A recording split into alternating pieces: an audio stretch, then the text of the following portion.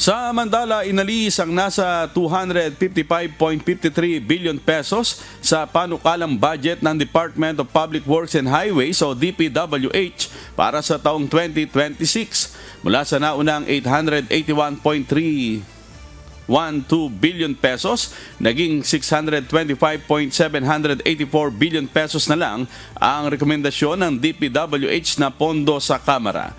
Ang nasabing halaga ay 28.99% na mas mababa kumpara sa naunang proposal o base o base sa National Expenditure Program o NEP.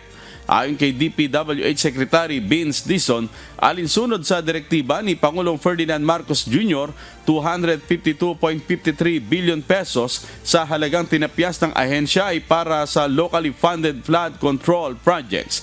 Paliwanag ng kalihim, ang pag-aalis ng pondo sa nasabing proyekto ay matapos ang mga nadiskubring anomalya ng Pangulo sa kanyang mga ininspeksyong lugar, maging sa mga balitang lumalabas.